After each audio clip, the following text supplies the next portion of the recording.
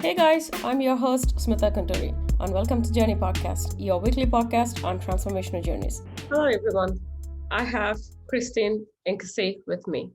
She is a domestic violence awareness advocate, an entrepreneur running two online businesses, and she's a mother of two boys, a motivational speaker, and a podcaster.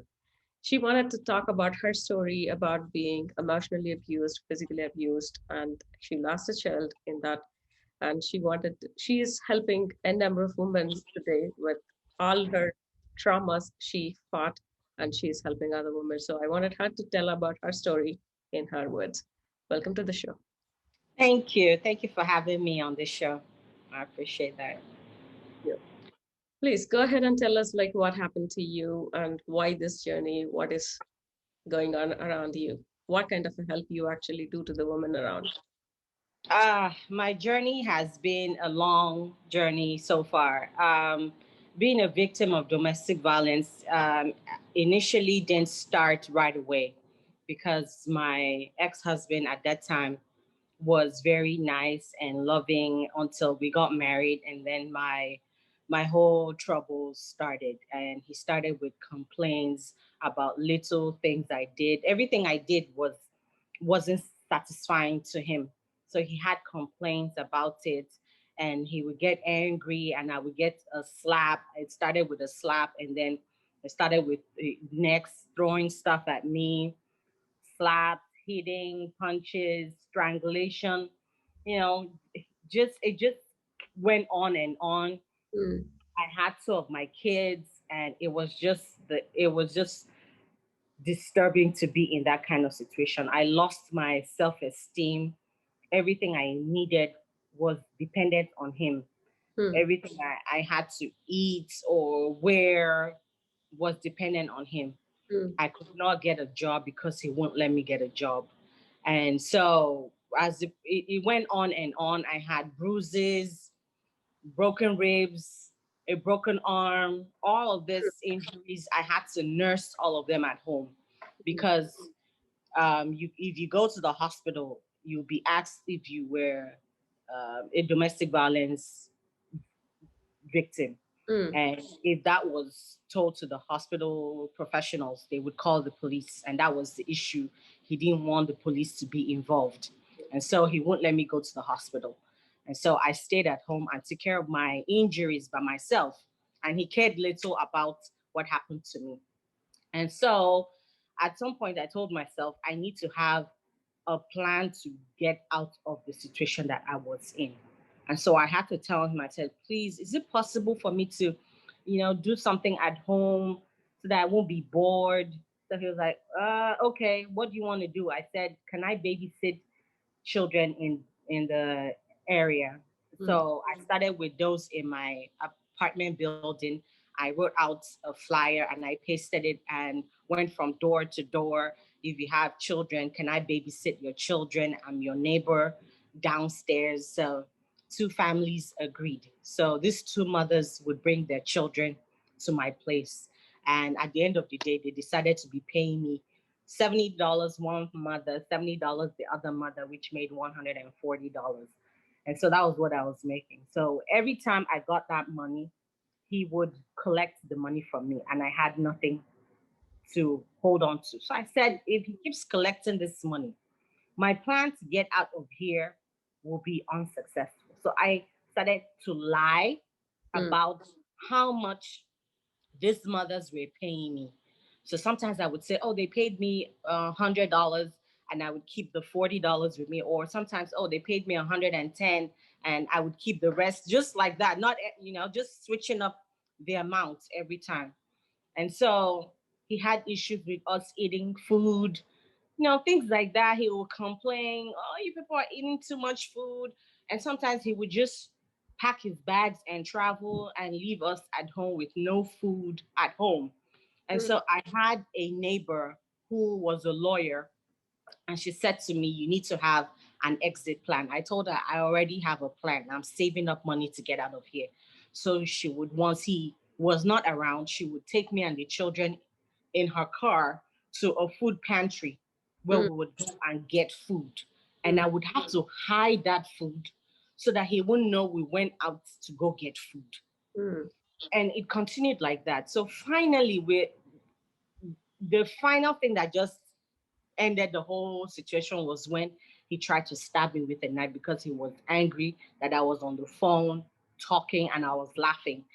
If I was happy, he didn't like it. If I was laughing, he didn't like it. He wanted me to be in a state of sadness. I should be, crying. It gave him joy. And so he ran to the kitchen and took a knife and was like, "You're talking to men on the phone. You don't let me go out. So how in the world would I be on the phone with a man?" And so my oldest son was like, "Dad, don't use that knife." I said, "If you use that knife, you're going to jail."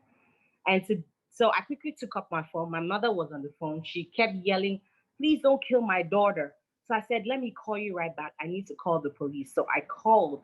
And when he heard me calling the police, he scratched himself on the face and he started bleeding all over his face and said, "Oh, see what you did. I'm going to the police station." He went to the police station to tell them that that was what I did on him. Mm. So by the time he had left, and the police responded to my 911 call. Two police officers came, a male and a female. So they were asking me what was going on. So I told them this was what was going on and how long it's been going on. It's been going on for years. So the female police officer took out a card and said, "Go to the courthouse. This nonprofit called House of Ruth would help you out with your court problems." Because by the When, time he when came it in was with, happening for years, why did you not try to get out of it or like reach out to police prior to that? I had tried, and every time I picked up the phone to call the police, he would take the phone away because he bought the phone and Mm. he felt, "I'm the one that bought this phone. So you are allowed to call whoever I choose for you to call." So if we had arguments, he would take the phone away so Mm. that there was no way if he did something, I would be able to call the police. Yeah. And I wasn't expecting that that was what he would do. So when he takes it, I'm left helpless to seek for help. And Yeah. he would lock the door so I can't get out and call the neighbors for help because that was the next thing I can do to Mm. get help. So it just kept on and on. So before he starts an argument, he will argue about a phone and take the phone away. And then the argument starts, then the beating starts. He has my phone. I can't do anything about it. So that was his tactics, Mm. trying to prevent me from calling the police. Mm. And so one time I was able to call the police. I had to run into that bathroom, lock the bathroom door, and call the police. So when he heard I had called the police, he ran out of the house. And then when my son said, "Oh, mommy, daddy ran out of the house," I would come out. And then when the police comes, where is he? They can't find him. He won't come back to the house for the next 2, 3 days. So there was nothing the police could do. So he really planned how he would behave and what he would do. And so that was how I was asked to get out of the house. The police he came with said, "Ma'am, you have to get out of the house." I wasn't allowed to take anything out of the house. Mm. And at that time, my second child was only about a year. Mm. And so no diapers, no baby food, nothing. No clothes. The clothes I had on was all I went out with. My kids, what they had on was what we left out with because they were like, "Please, you have to get out of here. You have to get out." I wasn't given any chance to take anything. And so as we stepped out, we were escorted out of the house like 10 miles away from the house because that's the order. You're supposed to get away from that place totally. So while we sat there, someone drove past and saw us. He was a retired Marine veteran. So he stopped by and saw us sitting down by the roadside with little kids and my older son. And it was almost the winter time. So it was getting cold. Mm. So he picked us up. I was like, "I don't know you." But he said, "I'm just here to help you. I'm not going to do anything to you at all. I'm not going to put you in any danger. I'm just trying to help you." So that's how he helped us, bought us clothes, food for my little son, everything.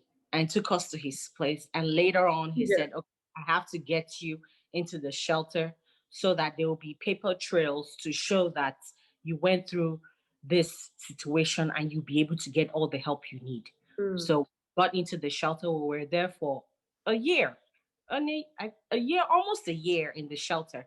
And while I was there, I got in touch with the House of Ruth that helped me with um, my court cases, because he went to the police and to the court and said I was an abuser and claimed all kinds of stories. So I had to get a lawyer. I didn't have the money for the lawyer. So, but that nonprofit helped me with pro bono lawyers who were able to handle my case. And so that's how we went. Nothing was done. He was asked to go, even with all the pictures and proof of domestic abuse, the injuries. I had all of it. Mm. Still, the justice system just failed on that part. So I just said, okay, what is done is done. I'm just going to move on with my life. I'm going to go get the help I need, because at that time, emotionally, I was just down. Mentally, I was. It was like I wasn't myself anymore. I Mm. had lost my self esteem. Everything about me was like I was worthless. So I needed to get help to rebuild me again, and to make sure my own children got help, because them seeing what happened. My 1 year old, he's still a baby, but my older child had seen all that was going on. So he needed to, see a therapist so we could talk about what was going on. And then in the process of doing all that and getting help from this nonprofit organization to get myself situated, I started planning on going back to school and starting my own business. I had to get a job first so I could have the money I needed to start my own business, which I now have two businesses. Now I'm in medical school. I'm pursuing the things I wanted to do for me. Mm. Mm. At that time when I was with him, he wouldn't let me do anything. All my dreams and ambition just died, because when you don't have someone who is there to encourage you and make you go forward in life, you just lose yourself and lose everything about yourself. So, and that's how I started. Mm. I got myself together. Now I'm okay. I'm good. My life is good. I've decided that, okay, I need to help other women who've been through the same similar situation I've been in. It's hard when you are on the streets, you have no place to go. If you don't have help, you're stranded. And Right. so I was in all the processes I've been through, I was able to get resources for me that helped me. So Right. now those same resources that I got along the way is what I now use to help other women who've been through domestic abuse. Mm. Some of them want to go and do a vocational school, maybe learn catering and cooking, or go into the medical field. I have resources that would help them, where they can go to school on scholarship Mm. in what they have to do, and move on with their lives. Because where would I get the money to go to school? But I was able to get scholarship, and with that information, I'm giving it to other women to better themselves. So that's what I do. I've helped a couple of them, and now we form a group where we sit down. Now with the coronavirus, we can't physically Yeah. be in the same place. We usually have a Zoom meeting where we talk and we all discuss our challenges, what they're going through emotionally, mentally, and that's what we do. And then we help more families, help them with housing, help them with food, help them with medical insurance, how to get their medical insurance, how to get their certificates. Some of them can go back and get their certificates from their abuser's home. So now we have to help them get all those documents they've lost along the way. So I have resources that we use to help them out, get it, maybe driver's license, or they want to learn how to drive. All that resource, we make it available to them. And then we follow up to make sure that they're okay. And then we have like sessions where we can talk, and then they can say, okay, these are the challenges I've been through, I'm going through. What do you suggest? What help can I get? So that's what I do.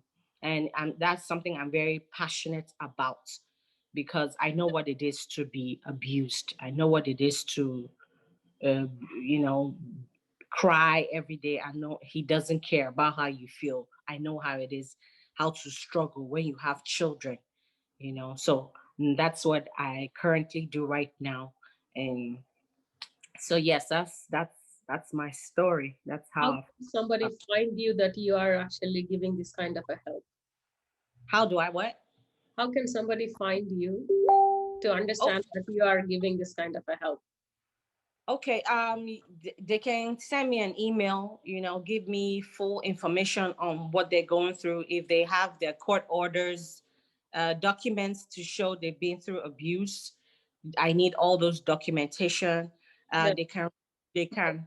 my question is like, even for them to reach out to you through an email asking for help after the fact, but even to understand that you are giving this kind of help to reach out to you.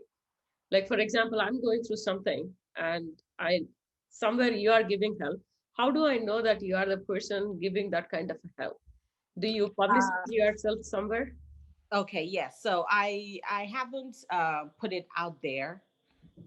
With mostly how people get to know is with the little group I have, the few women I've been able to help. They're the ones that do word of mouth. Mm, Maybe they have friends or someone who has been through it. They reach out and say, okay, Christine, I have someone who is going through abuse.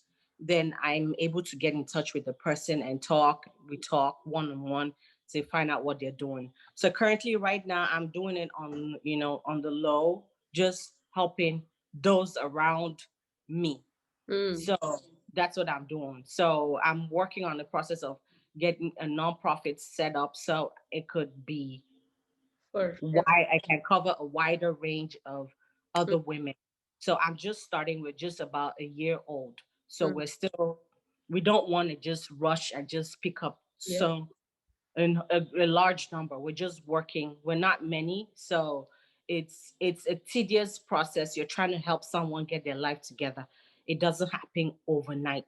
Mm, So right now we're doing it on the low. Just peak this month. We'll take maybe 3 families. We help them. Next month we take two. It just depends on mm, how we're doing it. So by the time we have everything set up, then I would have people who would reach out, and then I would have to put it out there. If you need help, this is who you can get in touch with. So right now we're just working on the low and do by word of mouth mm, to people around, so that they can get in touch and they can get the help they need. But right now we're restrained because of the coronavirus and what's going on. So but we try as much as we can to get them the help that they need. mm, mm. Yeah. So, what kind of a help exactly? The resources is one thing you're mentioning. When you're mentioning that you will help like 3 or 4 people, depending on the month or like the situations that you have, what Yes. sort of helps are like different things that you provide to the other woman? Okay, first of all, if they have no place, for instance, they have no home, they have no place to live, they Mm-hmm. don't have relatives they can live with, we would get in touch with shelters. First of all, we'll get you in a shelter first, so you have a place where you lay your head down to sleep, and Mm, the shelter will provide you food. So while you're in the shelter, next thing we're trying to do is to make sure the legal aspect of your case is handled. okay. While you're in the shelter, we know you're in the shelter, you're okay, you're safe. Now we have to deal with the legal part of your issue. So we know that is dealt with Yeah. before we start helping you with getting your house, because we cannot be trying to help you get a place while you're battling your legal issues. We have to make sure you get a lawyer. If you don't have money to get a lawyer, we'll help you with that, knowing that, okay, we were trying to figure out your case with legal.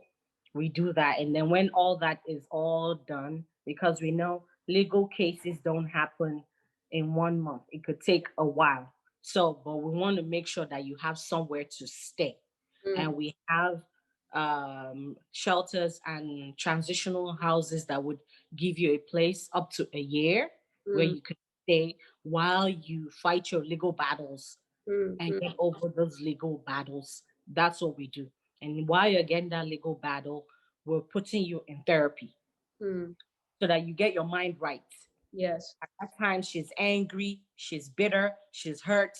Her emotions are all over the place. So Yeah. we're dealing with your emotion, how you're feeling about yourself, and all of that to make sure you're working on yourself internally. So that's what we do. We work on you having a place, your legal battle, your emotional state and mental state. We deal with that. And then we go ahead from there to help you with maybe a job, or you want to go in and start learning a skill.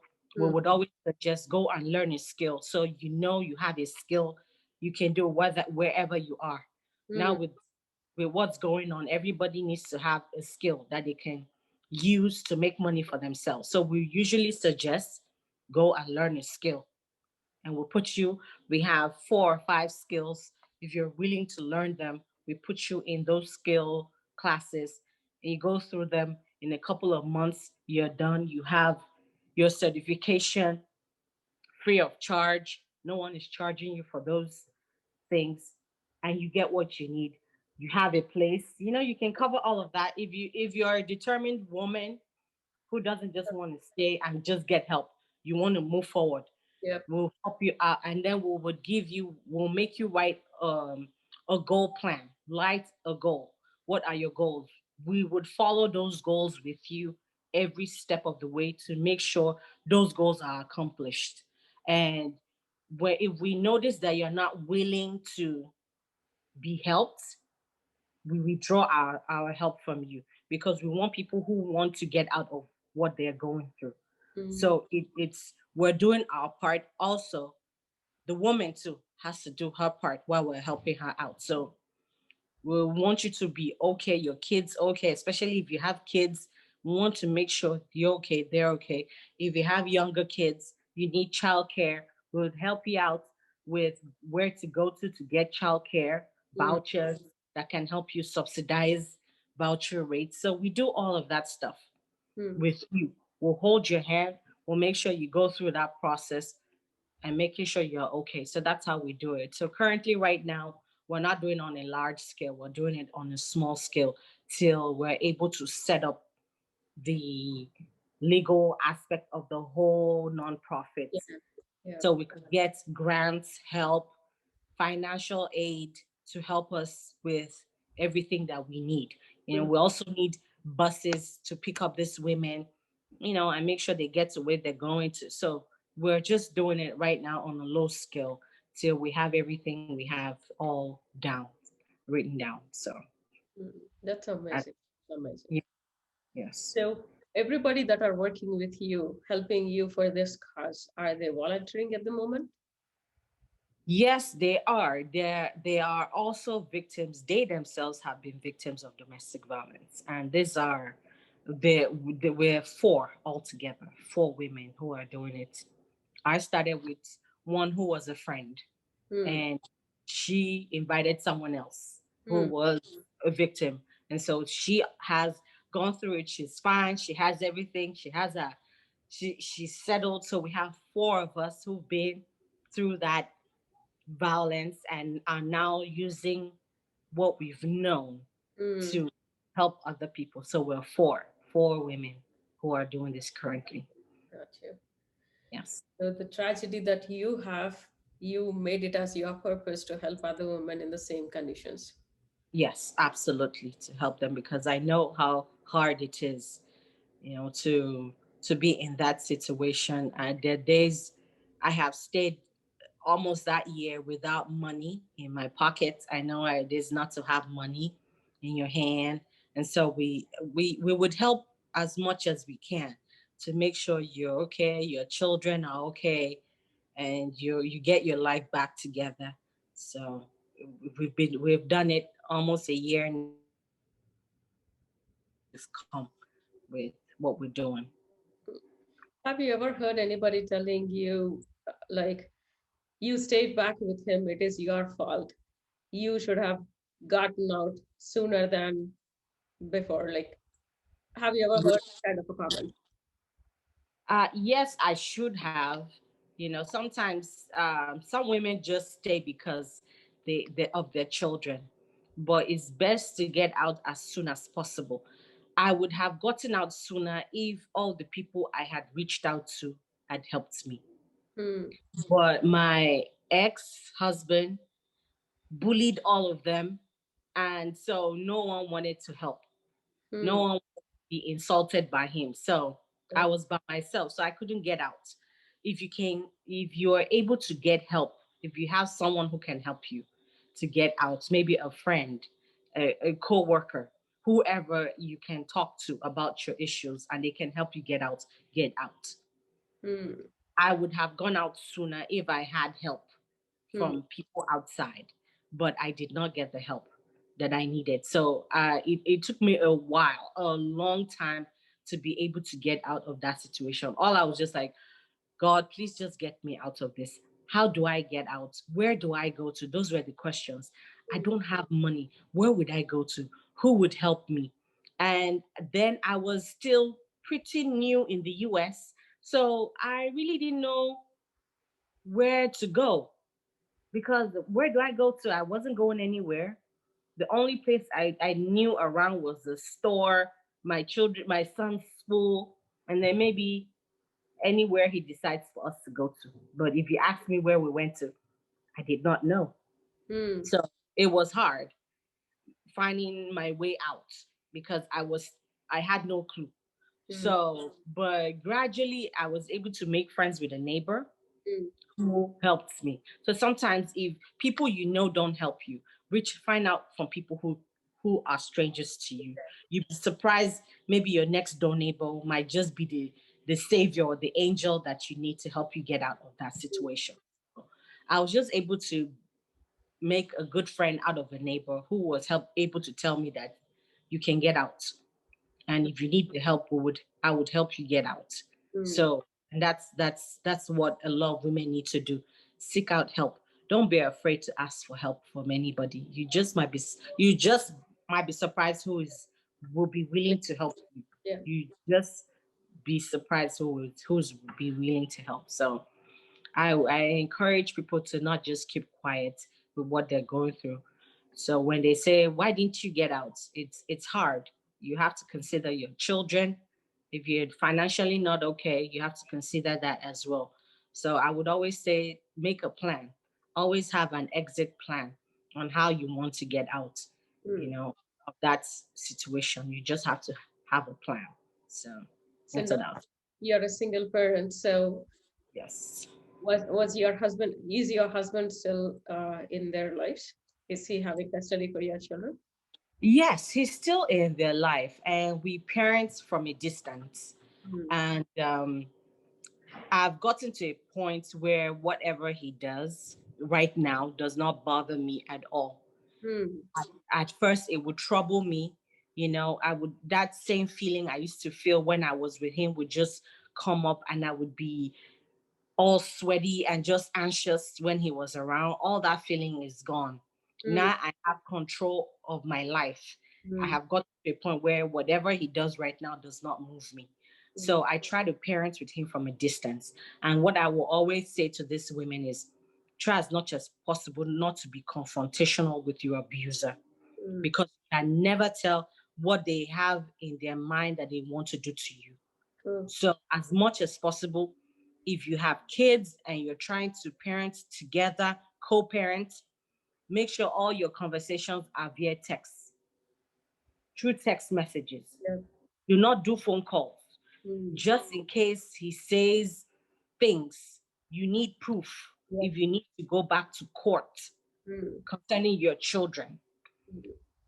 Or if you even have to do phone call conversation, record those conversations and Hmm. have them.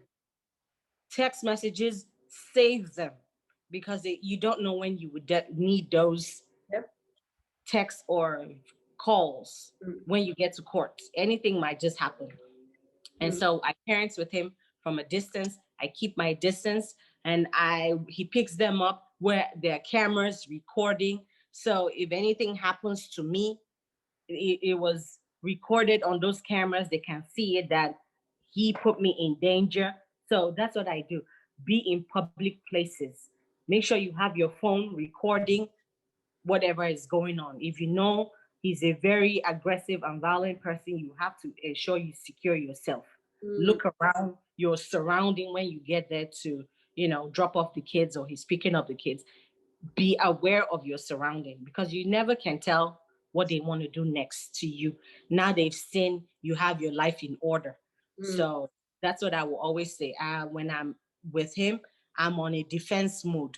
My mood changes to defense because I'm ready for whatever he wants to do. So that's just it. And also, we put these women in self-defense classes.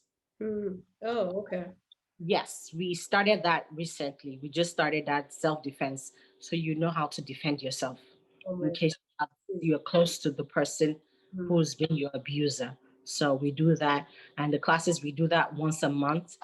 But we put a pause on the classes. We're trying to get it on Zoom. So from the comfort of your home, we have you're recording, you're doing it, and we keep the identities of the women confidential. We don't disclose. Okay, thank you for tuning in, and you can find me on all the socials at Smitha Gunturi and the show notes for any resources mentioned. See you next week. Take care.